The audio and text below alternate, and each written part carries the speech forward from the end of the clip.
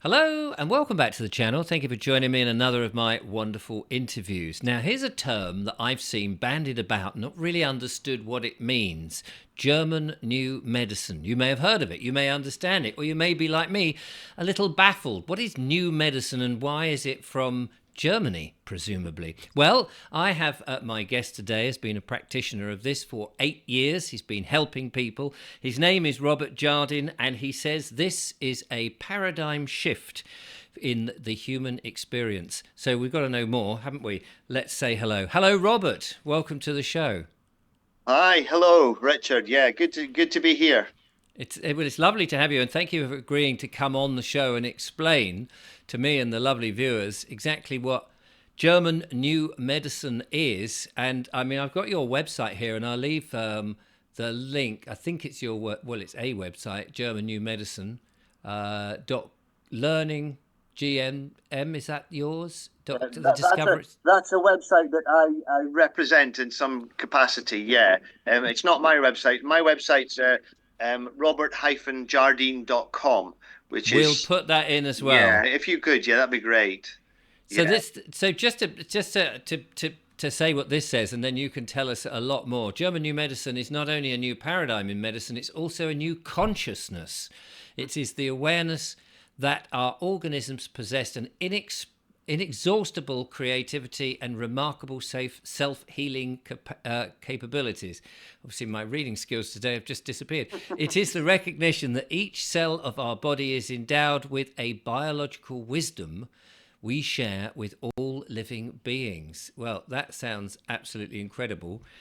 Over to you, Robert. Oh, okay. Well, first, thank you for the opportunity to appear on your show, Richard. Hugely appreciate that. So back in 1978, Dr. Hammer, uh, studying as an oncologist in a cancer research clinic in Germany. And he received some devastating news that his son had been shot. Okay. Really traumatic, but his son wasn't dead. So Right. he dropped his work and he went to help try and help his son. Well, his son died in his arms in December in 1978. Okay. So we can imagine what that was. Yes, Okay. awful. Yeah, words don't get near explaining that. So, but anyway, by December 1978, he developed testicular cancer. Dr. Hammer had. Yes, indeed. He developed testicular cancer.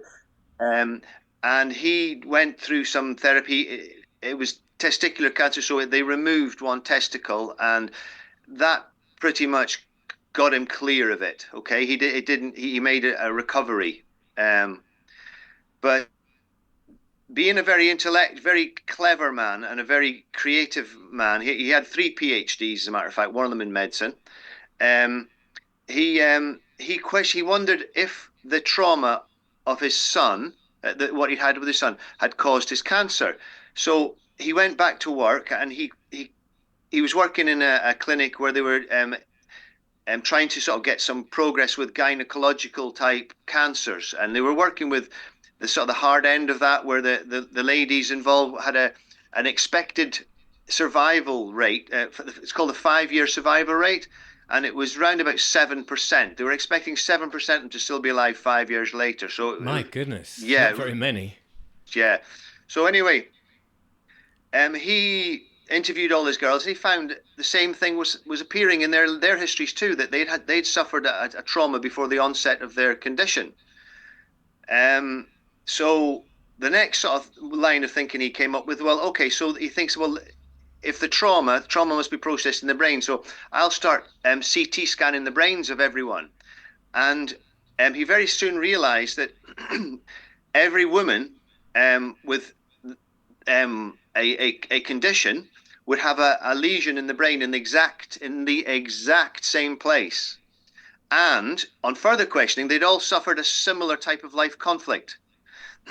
So he was able to start to see that there's a connection between life conflicts and a lesion in the brain, and that part of the brain seems to control that specific tissue. So, for example, glandular breast cancer.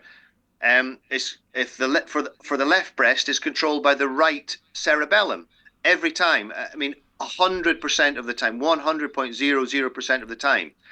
Um, and that the conflict that seems to trigger it is like what he called a nest worry, where the woman's worrying about something she cares for, like as a child or as a grandchild or something like that. So his next discovery was that if he was able to help the woman resolve that emotional conflict, both the brain lesion changed overnight, Wow. and the cancer reversed itself, and the body got rid of the cancer all by itself. Right. And this happened 100% of the time, not just now and then. It was literally with 100% of the cases. And the same was true for, well, his research continued up until I think around about 2006, when he sort of he had it all finalized and he rediscovered everything he could. And do you know what, Richard? It relates to everything. It relates to all diseases. All he's been able to explain with this process of photographing the brain and then understanding how the brain is controlling the tissue of the body and the function, not only the tissue, but also the function. So it even you can even do the same process to explain and overcome, by the way, and heal, right? Things like epilepsy or schizophrenia or depression. You know, not just physical stuff, but Right. but the physical stuff as well. So that's a sort of very short introduction to it. Unfortunately, the medical industry did not take kindly to what he had discovered, and his life turned into a living hell, Oh gosh. which ended in 2017, I believe. But well, it was.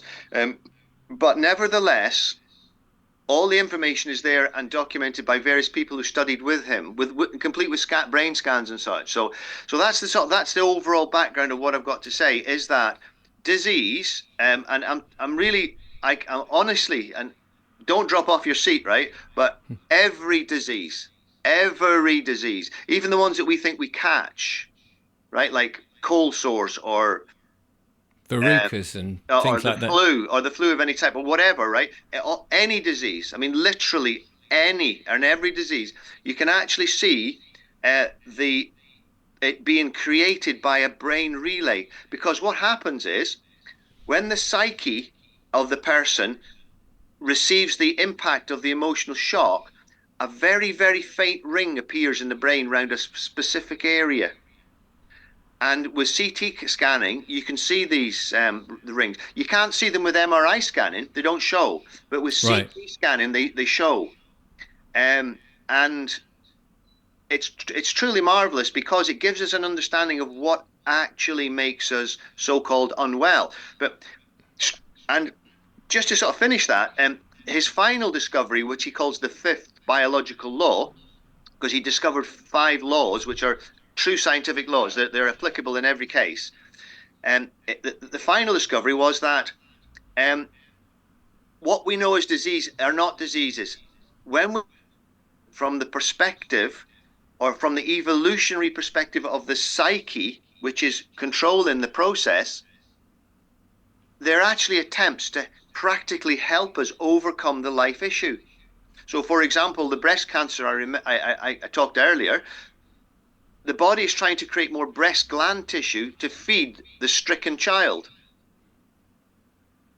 Okay? Right. And so it's like a biological attempt to sort of a biological attempt to solve the woman's problem, because she was desperately worried about the sake of her child who might have fallen off a motorbike, for example. Right. So that's an overview. Wow. That's Yeah. so yeah, that's a sort of fall off your seat type situation. But at the same time, I mean, I was thinking as you were talking, it sort of explains to a degree why placebos work in the way that they do. Because if you're thinking that this thing is, you know, it's a sugar pill with no intrinsic health properties, and you're swallowing it, but the belief Mm-hmm. that it will do something And so does that, and then of course you see these results of people who do get better. But this seems much, I mean, much further and deeper than that. Yeah. So let me ask you this then. I mean, primitive man would have had loads of shocks when he was going about seeing all sorts of dangers, you know, saber-toothed tigers suddenly running around. And he may well escape, or maybe a child was eaten by one and the rest of the family escaped. They're carrying that trauma, presumably. So they may well have seen something happen in them, and some other response to what you've just described that's in the brain. Would that be a fair assumption? I suppose so. It's our biological brain. It's a sort of prehistoric function that we've inherited through a long process of evolution, and as our body has evolved and we've become more complex creatures, Yes. from when we first sort of crawled out from under the stone as some kind of insect a long time ago, and here we are now speaking on Zoom. It's a big journey, and as our body has evolved, our brain has evolved, and amazingly, right, the conflicts which affect the old brain, which is called the reptilian brain, which is it's the brain stem and the cerebellum and the midbrain. It's like a group of three brain structures which are called the reptilian brain. It's the old brain, right? Well, the conflicts which affect those brain areas are basic biological food, mating, and breathing. Right, and they cause all your adenocarcinomas like lung cancer. So, for example, the fear for your life, or a death fright, as Dr. Hammer called it, causes lung cancer. Okay, all right. Now, as we evolved into more complex creatures, and we ended up a thing called the neocortex, which is the new big brain on top. The conflicts which affect that are more complex. So they're like relationship conflicts, loss of family, position in the pack, and such.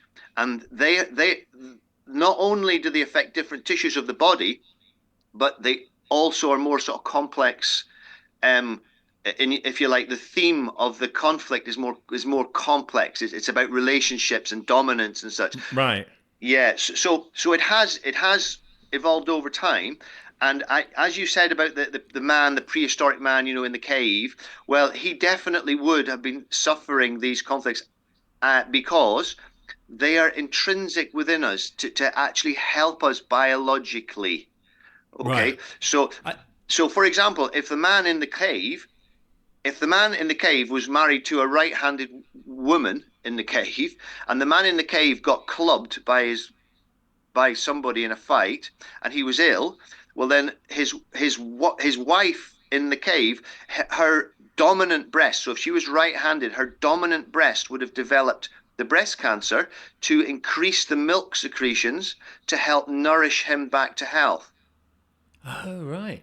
Yeah. That's extraordinary. So, I mean, the reason I brought it right, going back to sort of primeval man, as it were, was to say, presumably with these shocks and what the disease showing themselves, because I suppose they lived a less complicated world and they relied on much more of the natural, holistic plants and things like that were around to heal themselves, and they weren't having the pressures of 9 to 5 and trying to earn a living, etc., that we are in, plus the sort of information that comes to us from all sorts of different things, mainstream media being one of them, sending us down perhaps blind alleys, shall we say, Yes. if you get my meaning. Mm-hmm. The cavemen would have presumably found solutions to the problems much easier than we do now, because as you've just said, our lives are so complex and we're following all sorts of strange advice, plus the fact we're not on a very good diet and everything else because of the way the food system is, then we're at a huge disadvantage. Not, though, it sounds, if we know how to deal with the problems that these shocks and emotional things happen. So that was a huge long point, but I was just sort of saying back then it was a simpler life, and I guess they clearly dealt with it more simply than we do in our complex life. Absolutely so. And one good way to explain that would be, well, in the prehistoric times, you could never have gone bankrupt, for example. Right. Okay, or you could never have been pursued for parking tickets that you couldn't afford to pay. Do you know what I mean? Exactly. Yeah. These sort of nonsense things that we have to deal with all the Yes, time. exactly. And as well as that, if you had a disagreement with somebody, you probably would have sorted it out with your fists and your clubs, and then it would have been over and done with, right? Yes. Whereas now we go to court, and then we're stuck in that sort of whole suspense Fear of and not worry knowing. and Yeah, completely so. Yes, but you see, the biological brain is prehistoric. It hasn't evolved. It's a biological thing. right. Um, but the wonderful thing about this is when you understand the five biological laws which Dr. Hammer has given to man, um, you're able to you're able to understand why you've got a symptom, and you're able to think, right, well, what will have caused that symptom? And then you're able to go and practically address that cause. And then you're able to witness the body practically going into its own healing process. Yes. Because the body heals itself and it wants to heal itself. We've just sort of Yeah. stopped being aware of that. Yes, and you can even, it's a bit philosophical. Richard, but you can even say that disease, because Dr. Hammer redefined disease, it's not really a disease, there's nothing wrong, it's the body doing something. So he actually says that disease is just an attempt for our bodies are making to heal our life. Do you know what I mean? Right. Okay. Yeah, so like just for example, For example, if you develop, I use the word develop a flu, right? Yes. Developing a flu happens when the stink conflict goes into resolution.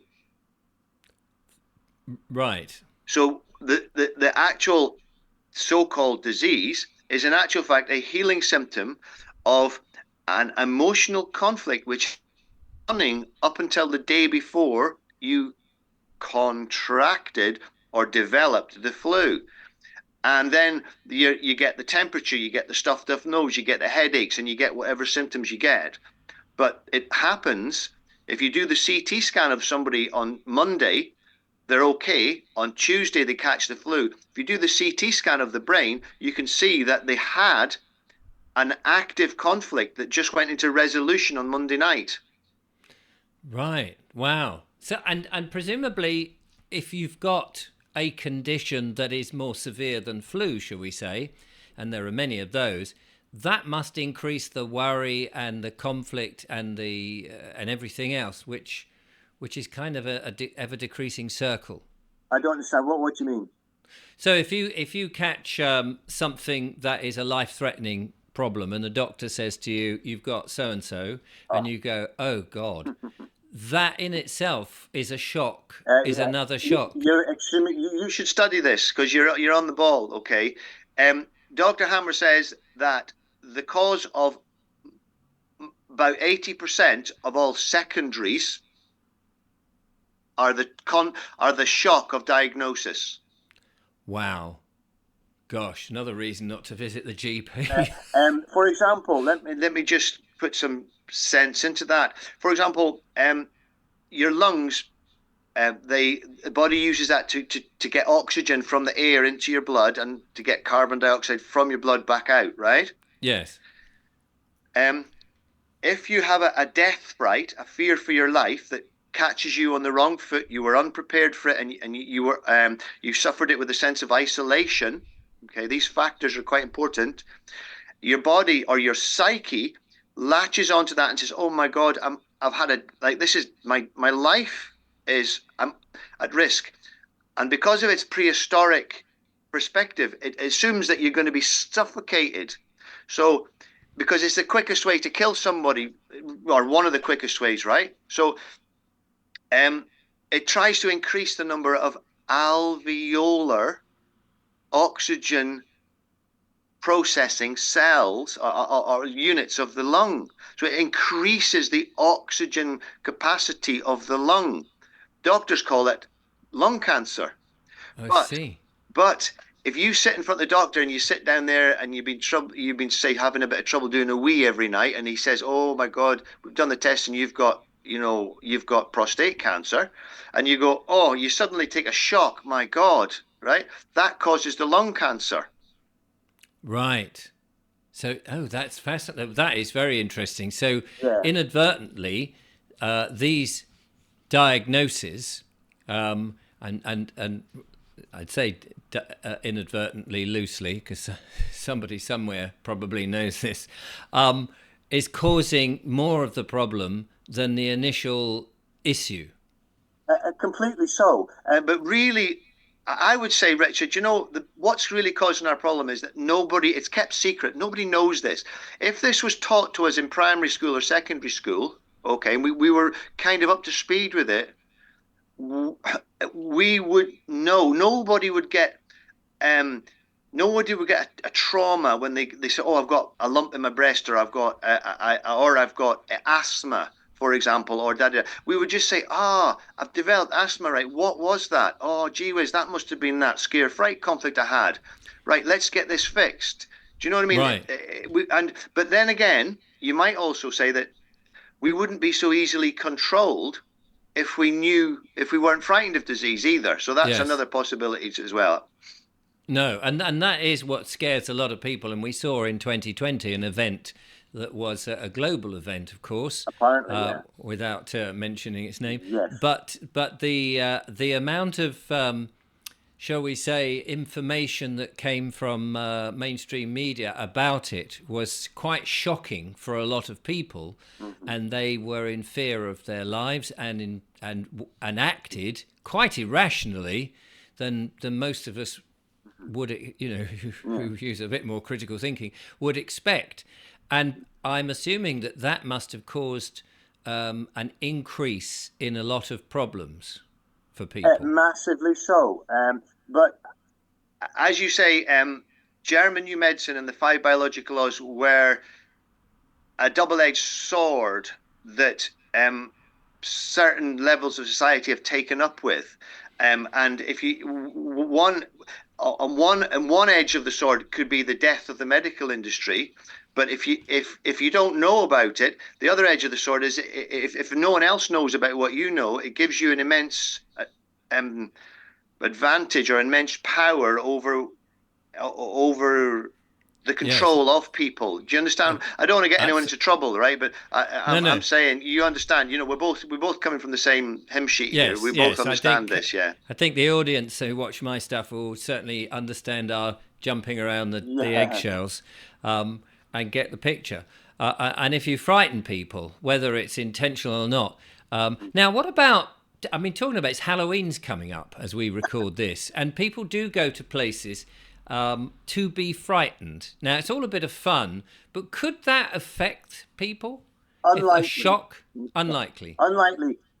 It has to be. It has to catch you completely on the wrong foot, as Dr. Hammer would say. It has to be extremely pertinent to you, or your security, or the security of your pack, the ones that your pack, your family or your best friends or your right. So it has to be relative. Well, it doesn't have to be, but to create a big symptom like a diseases such as multiple sclerosis or cancer or schizophrenia or something, right? Those impacts are usually big, more significant. But I think going to a Halloween party, you kind of know what's going to come. You're not going to be on the wrong foot. Do you know what I mean? Okay, it's going to shock you, but you're going to have a laugh about it, and you'll be fine. Yeah, no, I mean, it's just worth, it's a frivolous question, but I just sort of asked it for the fun of it. So then, when you come to let's say the remedy, you've got this whatever has happened to cause the effect in the body, whatever that is, and you now have you're now going, well, how do I get myself better as a result of this? What is the German new medicine approach? Well, that's a fantastic question. I do my best. Thank you very much. But it's a really good question, but it's not a straightforward one either to answer, because I'm going to give two examples, right? that highlight what I'm saying. And we talked about breast cancer at the moment, right? Where the woman suffers a nest worry, and she will develop glandular breast cancer in her non-dominant breast or side of her body. If she's right-handed, it'd be her left side. So that woman has got an actively growing adeno cancer. That woman has to solve the conflict in order to stop it. She has to, and her biological brain, the psyche, has to register that that conflict is now over. And then, okay, then the body will remove that cancer from itself using tubercular bacteria and fungi. That's what it uses. That's why we sweat. We sweat it at night. You can wake up with the sheets sodden with sweat. It's because the tubercular bacteria are removing an adeno or an adenoid growth from within us. I've had it personally, okay, relatively recently. So that would be the first type of scenario that you would have to say, right, with that lady, you would have to say, right, let's find out what shocked you just before this lump started. What in life, and it's still left a lingering issue. You're still worried about something. Right, solve that, and that's how you work with it, right? And then the body does the rest, effectively. Provided the woman is educated enough to know that there's going to be tubercular bacteria, there might be pus, there might be other discharges, and she actually welcomes them because she knows that's the body. If you're ignorant to it, it creates more panic. Yes. Yes, because you'll see stuff come out and go, "Oh my God, look at this!" Yes, and it smells foul. Do you know what I mean? It can actually erupt through the side of the breast. I mean, I've seen that. It erupts through the side of the breast. Yeah, but eventually, if you let nature do its thing, like for example, like a prehistoric woman would have done, or a cow, in a field, right? If it has it, the segment of the udder just rots out and falls off. And the cow's fine. The cow doesn't worry about it.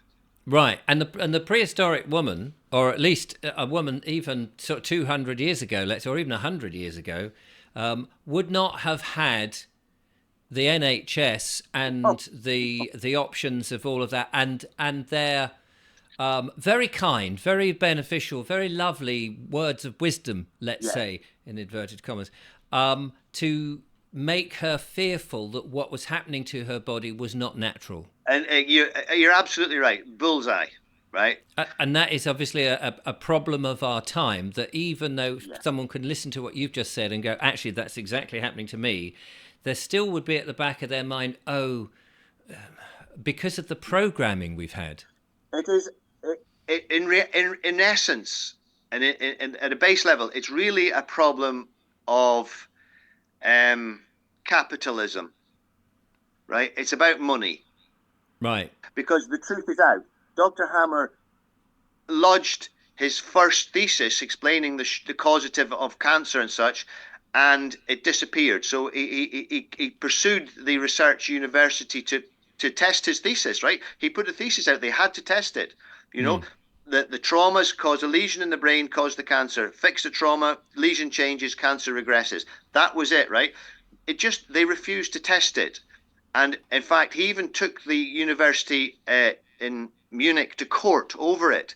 And he won that case. And there was a court order put upon the university to prove or disprove his thesis. And they refused to do it. And then I think it was in 2006, under various influences, the European law was changed to allow the university to refuse to test his thesis. Okay, so that's the background we're working at. But just to go back to your original question, how do you treat or how do you help somebody? So yes, I gave an example of somebody with a program that's running through the reptilian brain, which creates an adeno or adenoid growth. But when you move to the conflicts which are worked through the cerebrum, which is the new brain, like the flu, or the cold, or cold sores, or herpes, or gonorrhea, or hemorrhoids, or stomach ulcers, or hearing voices, or tinnitus or anything else, I could go through the whole medical dictionary, right? Yes. Okay.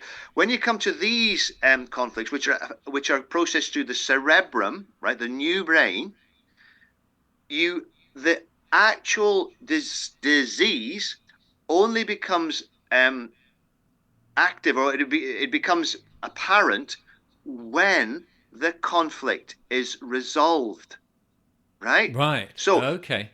I talked about the woman with the glandular breast cancer. Now, glandular breast cancer accounts for approximately 10% of all breast cancers. That's all. The other 90% are intraductal breast cancers. So 9 out of 10 women who develop a or whose body creates a breast cancer, 9 out of 10 are intraductal.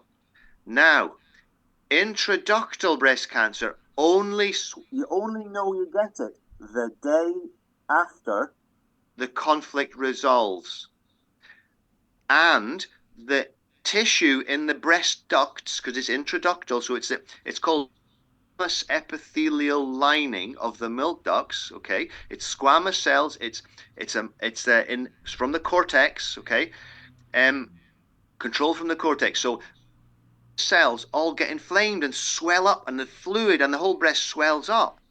Now that's diagnosed as, oh, aggressive serious breast cancer. But in actual fact, if you look at the CT scan of the brain, within a second, you can tell that she has resolved a separation conflict and she's gone into healing the day before. Consequently, the breast swells up. So how you so get back to the original question. Sorry to be so, No, no. all over the place, but to get back to the question, how do you help somebody? Well, with somebody who presents with which is a healing symptom, a super healthy healing symptom, the first thing that I would be inclined to do was shake their hand and say, well done. Give them a pat on the back and a hug and say, well done. You've resolved that. Your body's now healing.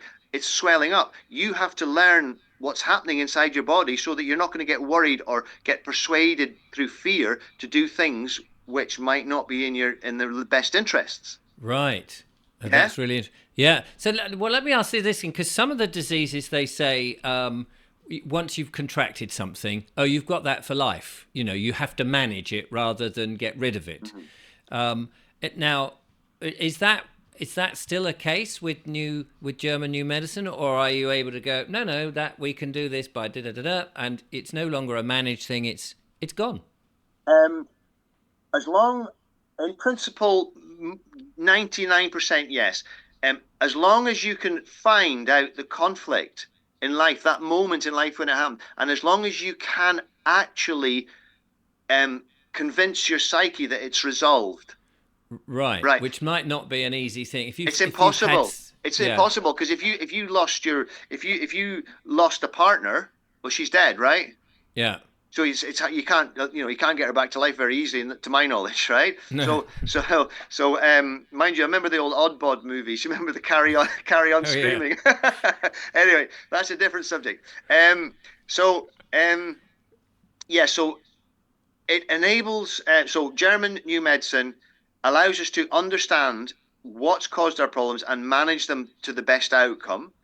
And if you've already got a problem, a symptom, it allows you to figure out what caused it and heal it if you can resolve the conflict. But here's an interesting one. You can actually predict when a person's going to have a heart attack with German new medicine. Right. Right, by looking at a brain scan.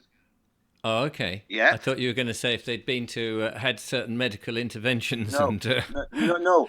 Because, for example, angina is caused by a territorial loss conflict in a right-handed man.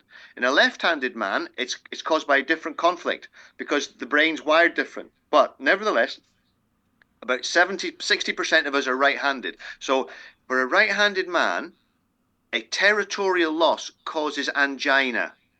Now, the reason that the body does this to you is it's trying to widen the diameter of your main blood vessels, your aorta and such, the biggest blood vessels coming out of the heart. Also the coronary arteries, also the arteries going up the neck into the head, right? It's trying to widen them out to make you better able to pump blood to get your territory back in a prehistoric perspective. Okay? And Right. so that's what angina is. It's a process where the body is widening through ulceration. It's widening the inside of the artery out, so it's getting sort of like bigger and bigger and bigger, right? Yes. Yes. But the thing is, we never do the fight. We don't do that these days, and we don't even know. We're not even sure what. We get stuck in a legal system and whatever. We don't solve it like we would do with fists. So I mean, what would you do? I mean, would you say, well, go and get a punch bag at that point and just punch the living daylights out of the bag so that you mentally can go, right, I've got rid of the bloke who's nicked my house, and now, No, no. no, you would. What you'd have to do is you would get your territory back. You would regain your territory, whether it's your girlfriend, whether it's your possessions, whether it's your property, whether it's your political standing, whether it's your reputation. It cannot, because we're complex animals. We're not like Yes. right. But what I was leading up to say was that if that angina has been significant and going for longer than, if you've had it for 9 months or more, and it's significant angina, not just a little grumble, but like, major angina. Dr. Hammer tells us through experience, I suppose, that if you resolve it, that person will have a fatal heart attack within several weeks of that resolution, and it's unavoidable. Oh, God. So you don't want to resolve it. Exactly. For some conditions you have to treat with care. So, for example, angina, Dr. Hammer's on record of actually advising one gentleman to drive past the factory gate where he was unfairly dismissed, and to sit there and brood over that unfair dismissal. He had to do it every week to keep the angina going. Right. So that. Oh, okay. And then, but until when? Until he died, of old age, hopefully, because if he had, that's a bit of a sentence. I would say so, but at least if well, it's tricky, isn't it? But if he had resolved it, if somebody had done therapy on him, or not therapy, but if he had just shaken hands and got the hand out and resolved it, within several weeks he would have had what's called it was called a coronary artery related heart attack, and that would be unavoidable. There's no way out of that. Heavens! So he had to go and sit outside the gates of the factory, whatever, and go, "Oh, you bastards! You sacked me!" And that's true. And in order to stay alive, which I suppose goes against what we would normally think, that you'd be more rejoiceful and go, "Oh, well, it doesn't really matter. I've now got a different life. The world is good," and all of that. I'd be interested to see how people take that, because it's a bit of a sentence, isn't it, on you if that's what you've got to do. But I suppose if that's what you've got to do, I suppose, I mean, we're all going to die of something, but at least that sort of, that's the level. I mean, it's not. You can't wean yourself off that after 3 months of brooding. You couldn't sort of, and now just drive by and go, "Oh, people." And lessen it until you've actually weaned and your body's gone, okay, that's fine now, you've got it out your system. I'm not saying it's impossible to do that, but I'm just sort of really quoting his advice. It's you're best just keeping it going. You're best just keeping it grumbling along a little bit and not get. I'll tell you a good story with it though, right? I'll tell you a good story. Yeah, please tell us. My sister, I learned about this originally. I was trying to help my sister. She had a very aggressive rheumatoid arthritis, right? And her toes were all deformed, and her fingers were getting deformed. Her wrists, she was in a lot of pain. And I armed with little. This was back in 2006. And armed with little more than just an article about it, and I am a therapist, so I kind of knew a little bit about giving therapy. Armed with little more than a basic understanding, I had a conversation with my sister. Now, at that time, she was on a medication called methotrexate, which I think is actually a chemotherapy agent. It's extremely toxic, and the doctors were very keen to keep monitoring her blood for because they had to keep control. It's like risk over advantage. They didn't want to kill her with a drug, but they did. They wanted to stop her rheumatoid. So anyway, we found the conflict, and she had a massive emotional release, a catharsis of emotions came up about something that had been troubling her for 16 years. Okay, now there's a bit more to the story, but the long and short of it is her bloods went completely back to normal, and she stopped having any inflammation in her body whatsoever from that conversation on. Wow. Right? From a simple conversation. A simple conversation where she was able to Offload her deeply felt issues with somebody who she felt safe, and she fully offloaded with it, right? And there you go. That's the good side of it, right? I mean, I've worked with people that have been like at the point of having their bowels removed because of Crohn's disease, for example. And when you can find when on the times when we find the issue and resolve it, do what we need, within 2-3 weeks they're back to normal. That must take time then. I mean, that must be the hardest. Somebody comes to you and you've got presented whatever it is, and you're sitting there thinking, right, now we've got to delve back. And it may not be immediately obvious. Yeah, you're so right, Richard. And that's why We offer, me and my wife, we live in the north of Scotland in the Highlands. We actually offer like a bed and breakfast type of thing. People come stay with us and they get therapy with me. They can come up. It's much more. It's much better than doing it over Zoom. I mean, Zoom's good. Where the problems are identifiable and there's a practical solution to that problem that you can advise the person. Okay, go and shake hands with him, or go and go and do something or other practical to resolve the problem, which does work when it works. Okay. If it's not that, then actual face to face. I built myself a shed, a sort of man shed like what you've got, and for just helping people. People come up and they stay with us and immerse themselves in their healing journey, which is much better because, like you said, it's no simple task, but it's all there for free. Go to the website, go to my website, go to learninggnm.com, learn it. Because it's just the biggest present that mankind's ever been given. It really is. It basically gets rid of all disease, because you suddenly realize there is no such thing as a disease. There's just a result of a conflict. Yes. Yeah. But I mean, we're in conflict all the time, one way or another, and things do, nab us up. Somebody comes to the door and says, "Oh, I've come in to take your car away because we're bailiffs. You didn't pay such and such," or you have an accident, or your mum falls down the stairs, or your dad's just died of dementia, or there's a diagnosis but it might affect you because you really love those people and you don't want. So we're constantly being bombarded, and also just struck me now. The news, if you watch the news, and I don't, so I deliberately don't know about global affairs, because the worry that some people might have about people on the other side of the world that you can do bugger all for, and yet you might be so concerned or shocked by certain events, children being killed in mass bombing or something like that, that presumably can have an effect on you. It could, in principle, definitely could. And I'm like you. I'm the same as you, Richard. I don't watch the news either. I don't believe a word of it anyway. But I don't watch it because it just stresses me. And I thought, well, I don't need the stress. I know what I know. I look at shows like yours and other shows that inform me of information I find valuable.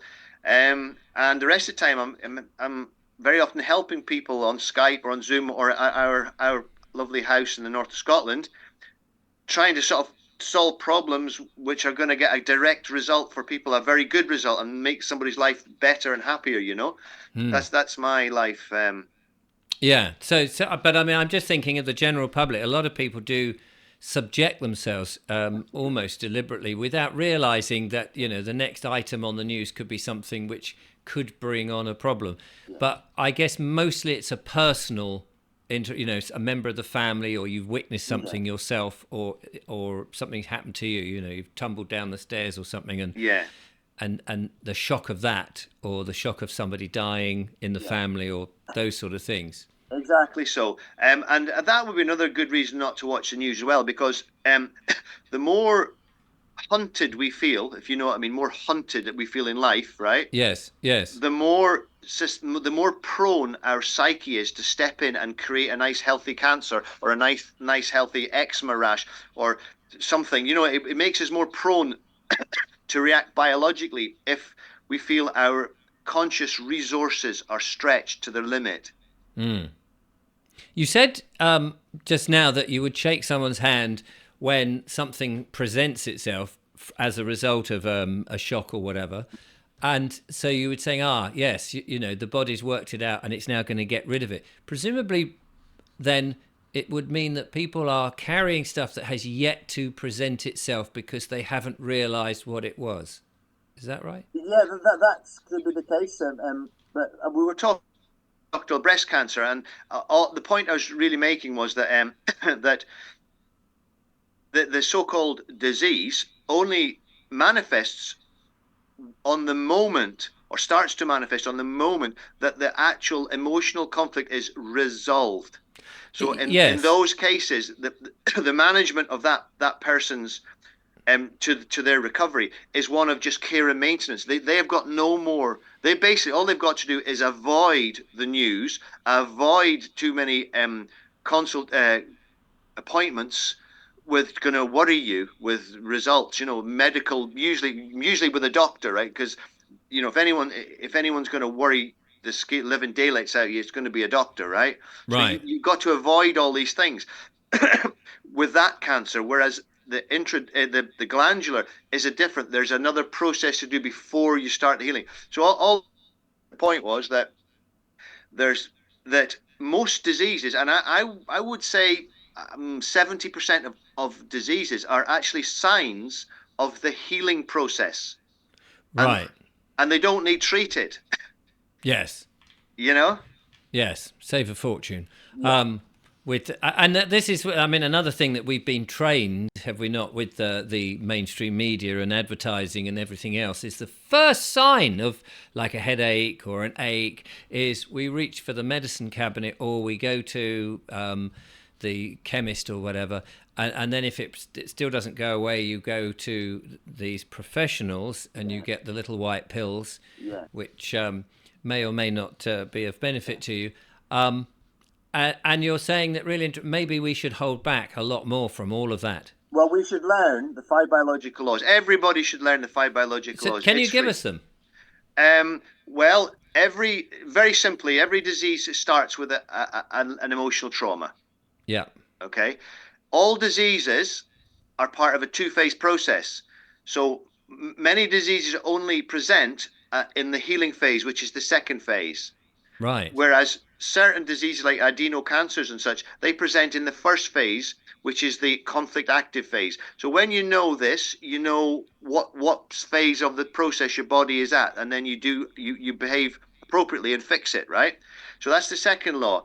The third law is called the ontogenetic system of disease. And what it means is that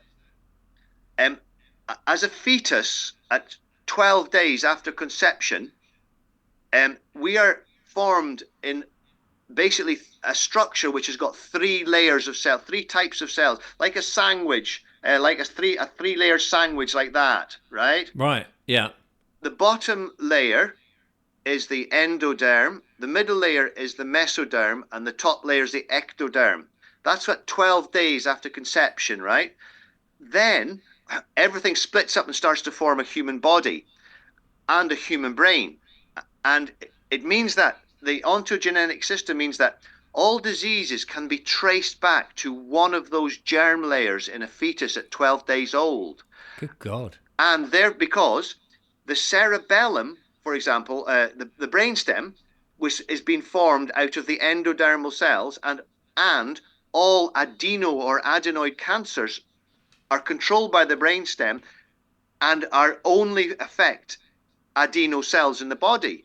So it's like a system of knowing that explains that your disease is part of a biologically structured process, which is 100% repeatable. It's just a biological law. It's a genuine scientific law. So that's the third. Where was it? The third. The fourth biological law, which is it is a law under God. It stands true, and it's not. You cannot disprove it because it's a fact. And it is that all microbes within the body are there to help the body, and almost exclusively they help us in the second phase, in the healing phase of the two-phase biological adaptive process. So your tuberculosis is helping your body, is getting rid of something. Your thrush is fungi is getting rid of tissue which is in the healing phase, right?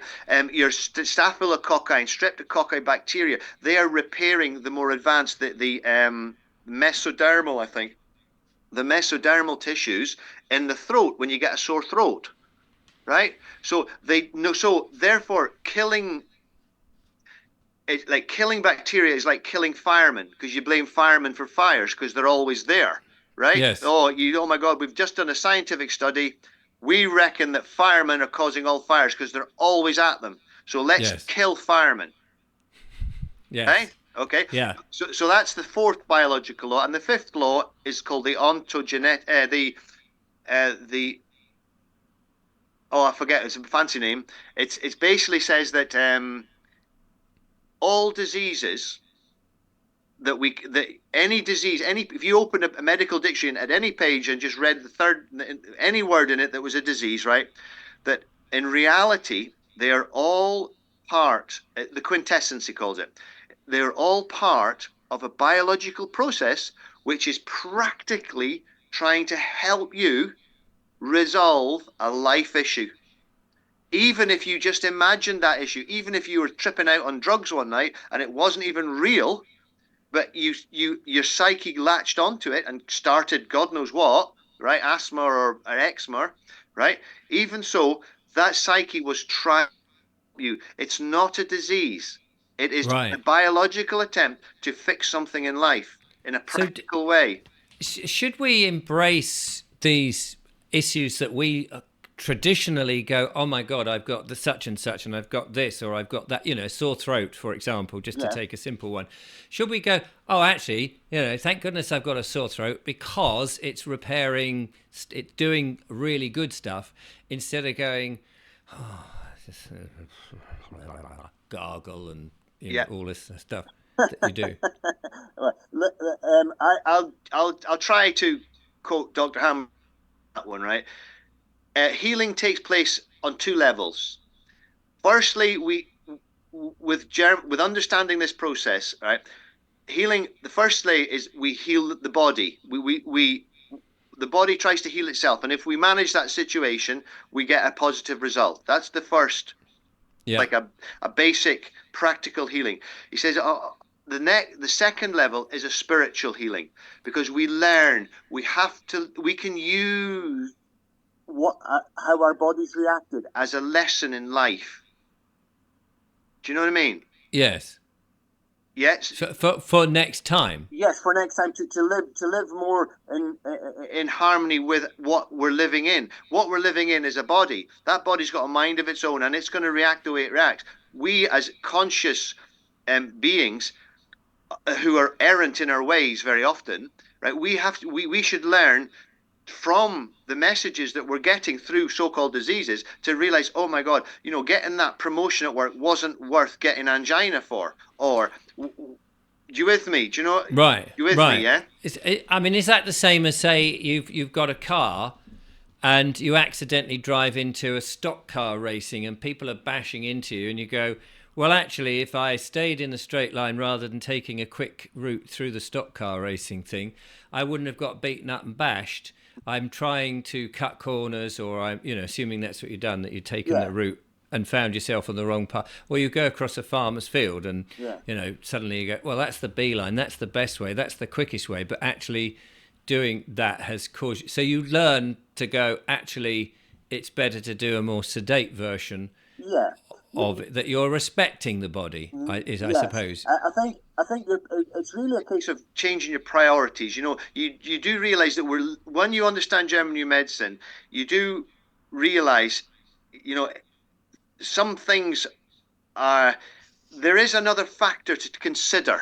You might get, we can't, I mean, to be honest, right, we're all normal human. We're all human beings, right? We're all get into trouble. We all get ourselves into fights or arguments about something, and it's hard to stop it. But German new medicine at least gives us. We might say, do you know something? I'm just starting to get angina here about that job. I've only had it a week. Do you know what? This is not good. To hell with the court case. Do you know what I mean? I'm just going to write him a letter and say, shove it up your backside. I don't give a damn. You can have it. And that would solve it, right? I don't want it anymore because I certainly don't want angina. Do you know what I mean? Yes. Or I don't want cancer. Or I don't want whatever. Do you know what I mean? It allows us to sort of behave biologically responsibly with respect to ourselves. You know what I'm saying, Richard? So, I mean, does that reflect our modern way of living anyway? I mean, you know, there's a lot of people who are stressed because of the very peculiar way that we have organised our lives with this need to earn money, which is the thing that drives most people. Whereas you see squirrels who happily climb a tree and they're not worried about getting up at 6 a.m, catching a train, having to reach targets and so on, and then coming home and seeing the wife in case she's managed to peel a nut, and so they can share the two on the street. And they have their life quite. I mean, okay, they might get squashed by cars if they cross the road and those hazards, but generally, if we weren't around, their life would be pretty okay. They might have the occasional predator or whatever that might be, a bird, you know, a bird of prey or something. And we've organised our lives in what I mean, you know, we don't think about it because we're so in the goldfish bowl doing what goldfish bowls do, just swimming around and round and round. But really, we should take ourselves out of that goldfish bowl and have a far more if we can. If we can, yeah, that's true, and it helps us to prioritize doing that when we understand that that our health or our homeostasis is depends on it. And I didn't say health because, as Dr. Hammer says, there are no diseases. They're all just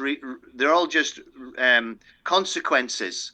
They're just consequences. They're not diseases. You know, when you understand the 5 biological laws, you can actually understand how that consequence came about and how you can avoid it perhaps next time, or at least you can manage it this time to a good, successful outcome, which is, really, it's beneficial for us.